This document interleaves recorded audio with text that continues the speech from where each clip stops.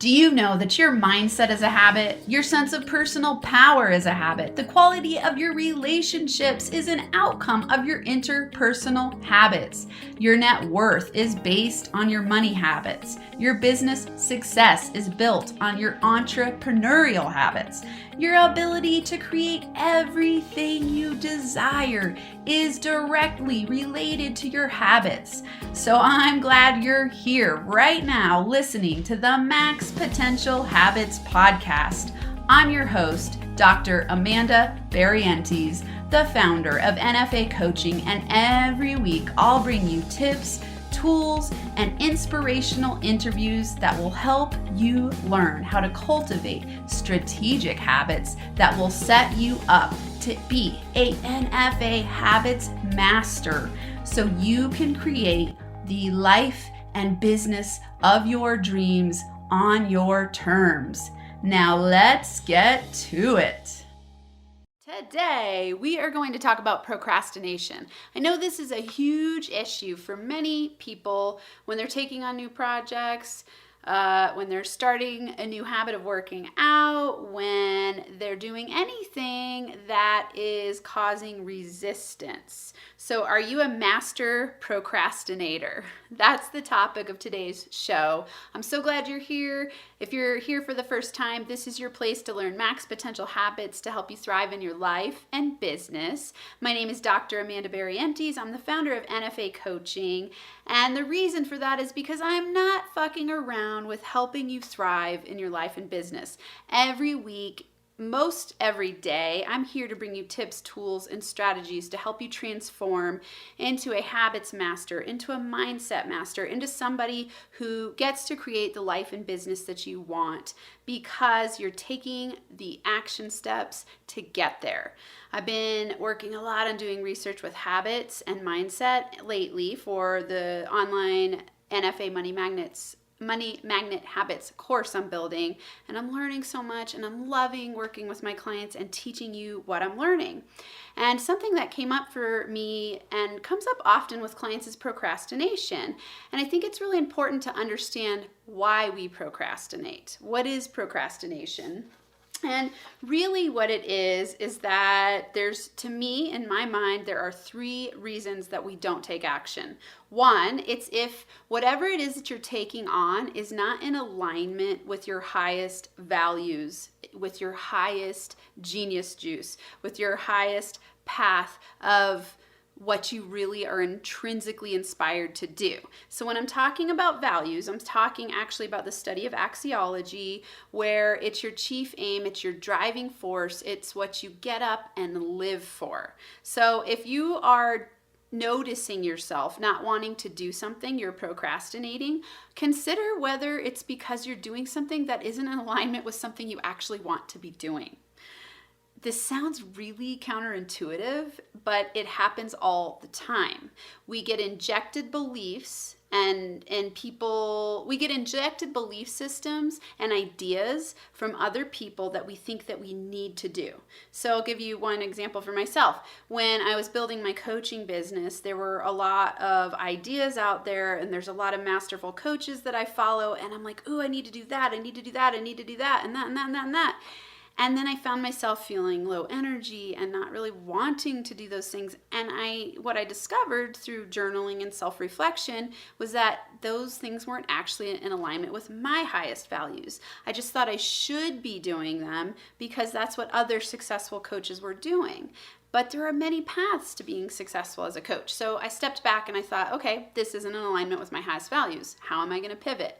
How am I going to shift more toward what is intrinsically inspiring to me so that I'm not having to have that outside force of motivation where I don't really want to do it? So if you're shoulding yourself and you're thinking that you need to do something because someone else told you to, you're likely to procrastinate.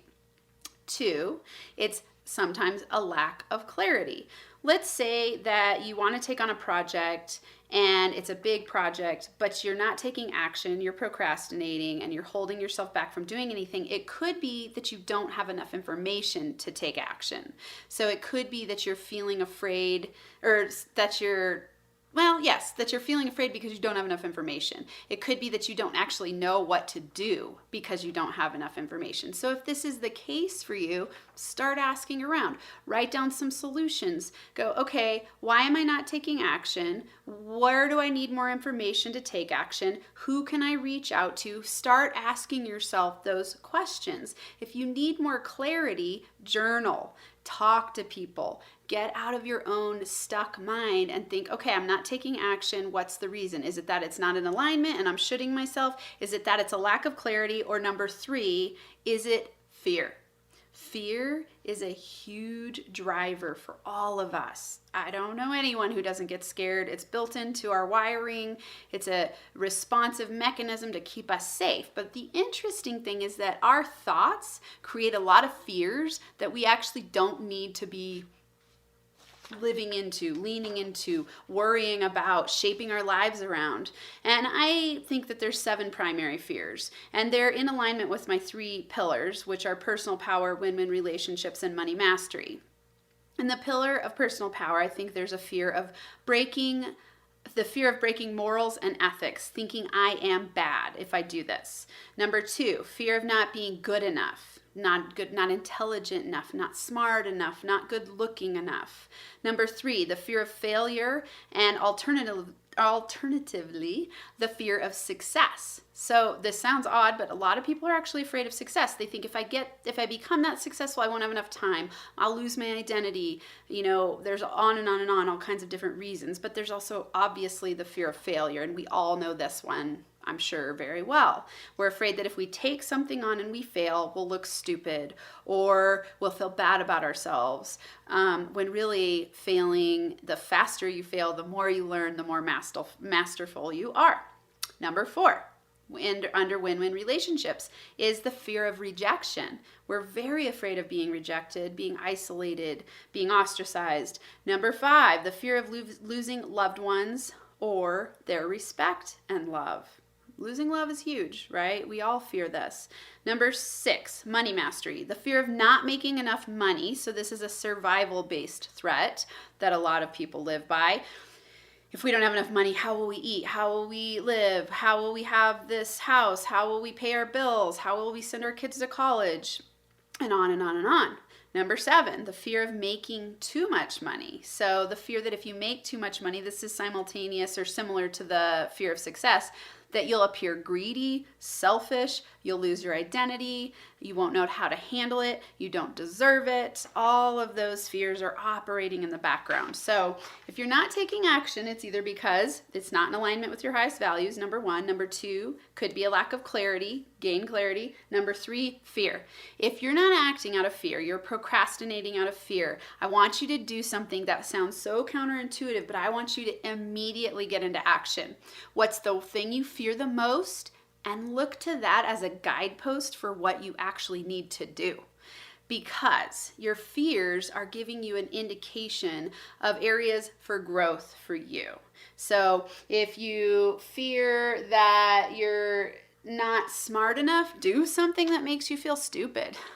Own it, embrace it. I know this sounds counterintuitive, but the number 1 remedy to overcome fear is to get yourself to take action. So if you're procrastinating, you're sitting there, you're avoiding by looking at Facebook or Instagram, you're watching movies or whatever it is that you're doing to procrastinate. It could even be that you're doing something like going on a run to procrastinate another project. So in your mind, it seems like a healthy procrastination, but you're still having that background emotional noise in that mental space, the voice going, you should be doing this, you should be doing this.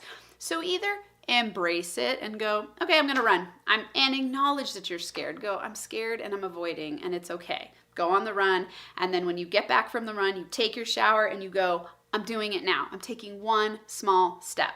So the fastest, easiest way, it seems counterintuitive, is just to take one small step. What's one tiny thing that you can do to step into the fear and embrace it so that you can get back into action? These are some strategies to help you overcome procrastination and to understand why it's happening. I always think it's really important for people to understand why we're behaving the way that we are. We're complex creatures, and at the same time, we're kind of simple. We operate on our emotions. And if our emotions are driven by fear, we're going to be held back from taking action. So one of the remedies is to take action and try to take strategic action, because you know, sometimes there's this, I kind of think of it as productive procrastination, where you're doing stuff and you're busy, so you think it's productive, but you're actually procrastinating from the thing that would really help you advance in the area that you're trying to advance in or succeed in. So there's some tips for you for today. I hope you have an incredible NFA day where you thrive and feel alive. Thanks so much for listening to this episode. If you're liking this podcast, help spread the word by subscribing, sharing, leaving a rating and a review. To connect, go to nfacoaching.com, where you can join the Max Potential Habits community and get access to all of my free and paid resources. There's daily inspiration on Instagram, IGTV videos, access to the Max Potential Habits LinkedIn group, and links for working with me in the live weekly Max Potential Habits online group training, the NFA Money Magnet Habits online course, and if you're really serious about taking it to the next level, you can also schedule a Max Potential coaching consult. Until next time, I hope you have a NFA day where you thrive and feel alive.